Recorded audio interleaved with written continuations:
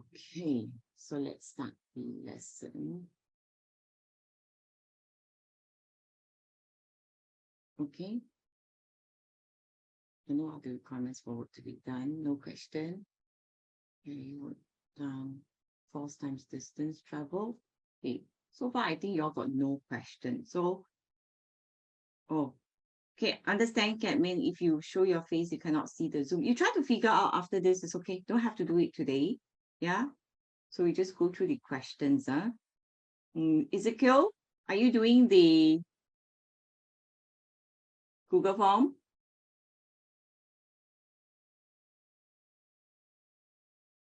Okay, understand. Thank you, Catmin. Okay, Ezekiel, your Google form? You try to do it, yeah? Yeah, I'm doing. Okay. Ezekiel, do you just wake up again? No. Okay. Good to hear that. All right.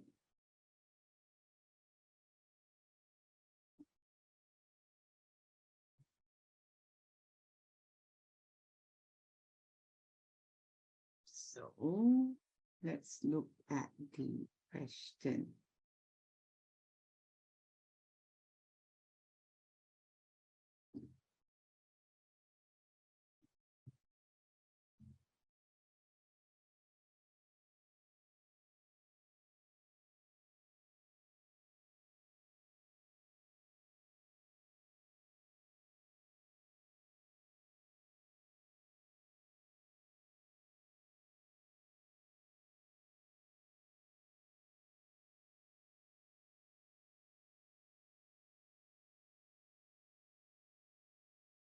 Okay.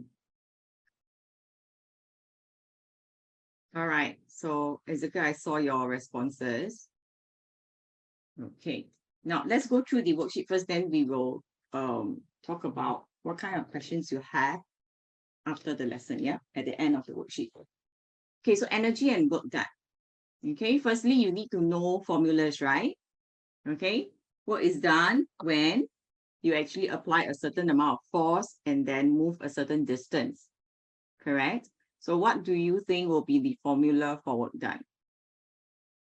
Okay, what do you think will be the formula, all right, for work done? Can you all see my slides? Give me a thumbs up if you can.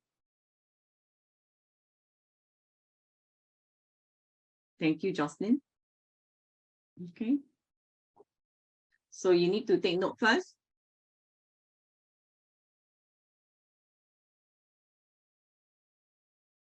Work done is actually calculated by multiplying force and distance. All right. So in this particular question, okay, this guy pushed a box of mass 80 kg on a rough horizontal floor. So the force he exerted was 300 newtons. And then the box actually moved this distance. So what was the work done, okay, by John against friction? Okay, so force that is exerted is 300 newtons multiplied by 20 meters. Okay, so what is this? 6,000 Newton meter, which is also 6,000 joules. Any question here?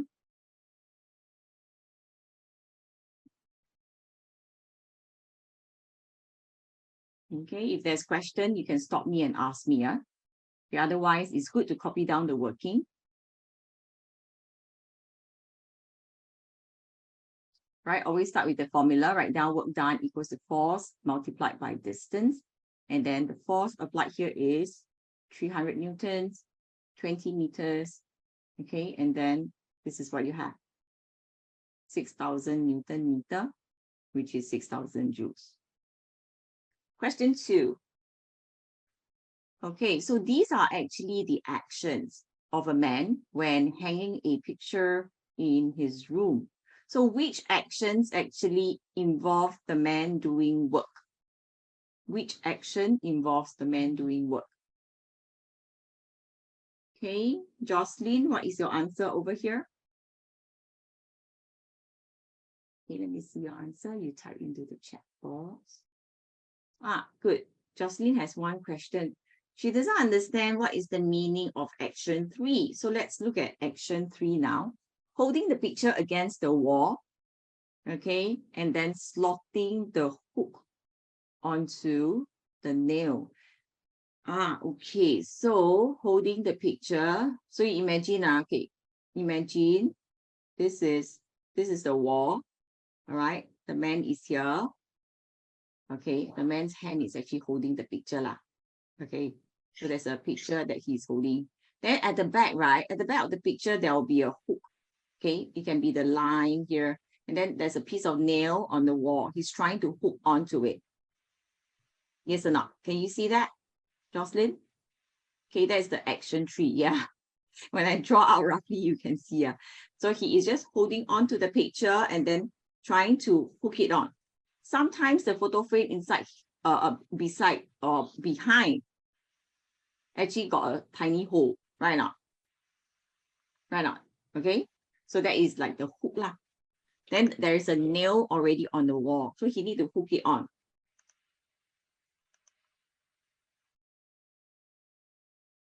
Okay, so what do you think is the answer? Your answer is C. Okay, let's see. C, 1, 2, 3, picking up the picture from the floor, okay? Because there's distance, right? Okay, to actually carry it up, yeah, need to apply certain force. So driving a nail, yes, definitely. Okay, and then holding the picture, because the action of hooking on, all right, there is a short distance that is traveled or moved. Yes, so you're correct. Okay, this one is standing stationary in front of the picture. So you just stand there and stare.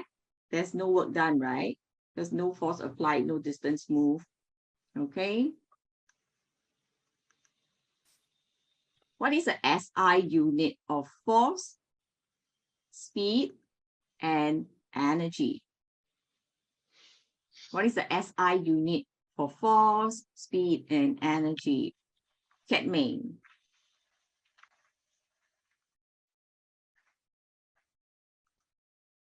Cat Ming, what do you think? What's the unit for force? SI unit, we're talking about SI unit. So let's look at force first. Okay, good. Newtons. Okay, so Newtons means we have B or C. Correct, right? How about speed? Okay.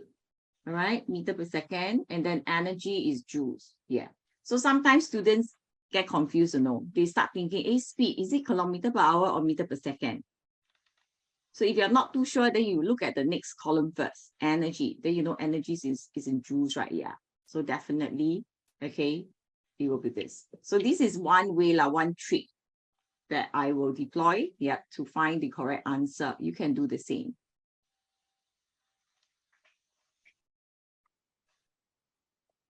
Question 4, which of the following is the amount of energy converted per unit time? Do you all learn this in school?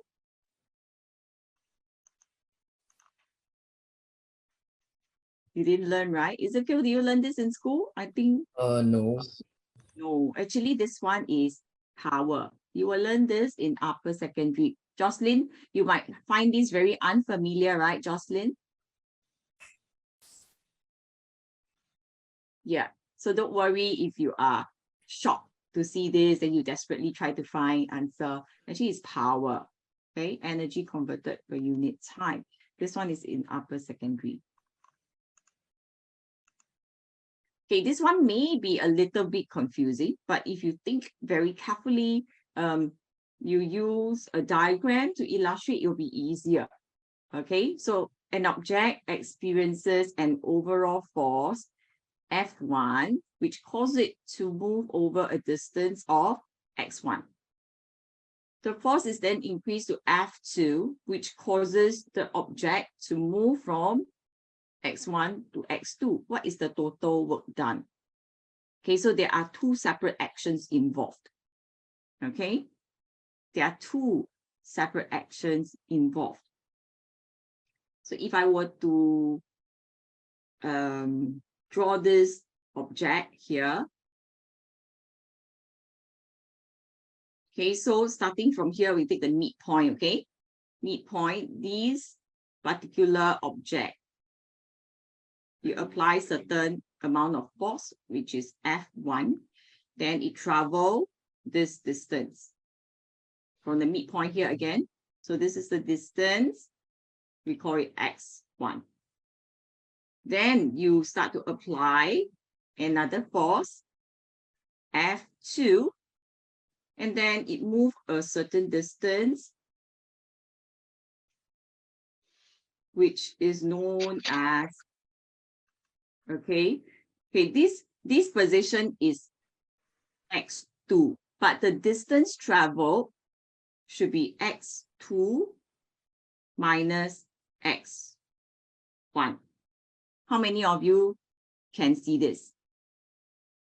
Thumbs up.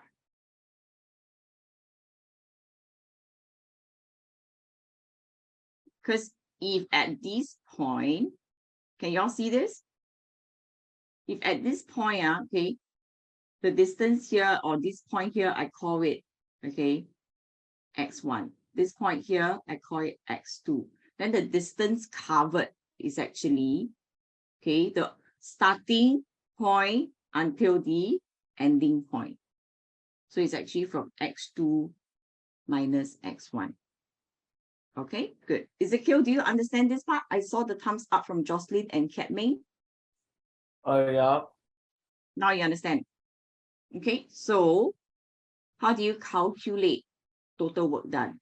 Look at the first part here. First part, you use this amount of force. First part should be easy. Then you multiply by the distance, which is X1. Then the second part is actually the new movement due to the force F2 multiplied by the distance, which is X2 minus X1. And therefore, your answer is D. Any question here? Okay, you calculate the work done separately, you add them together. Any question here? Don't have, You can draw like this, okay? During the exam or in your worksheet now, you draw it. After drawing is easier.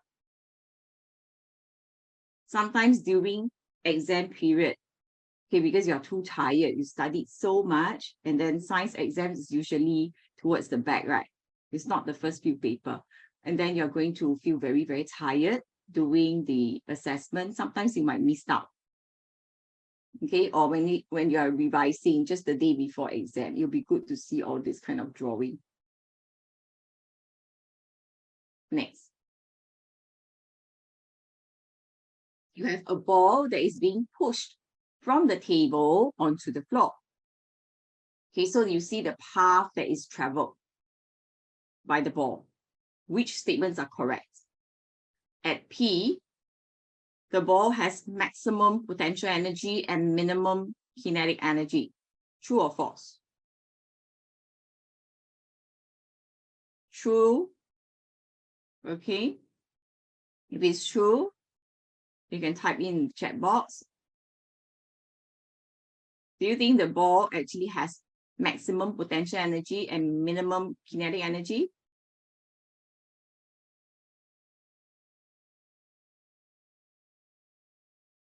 Jocelyn, do you know this? True. Okay, Jocelyn says true. Okay, Kat Ming, what do you think? True or false? At this particular point, point P, yeah, the ball actually has maximum potential energy. Okay, good. Ezekiel, do you understand this part? Yes. Good. Okay, so what kind of potential energy? It's actually gravitational potential energy. All right.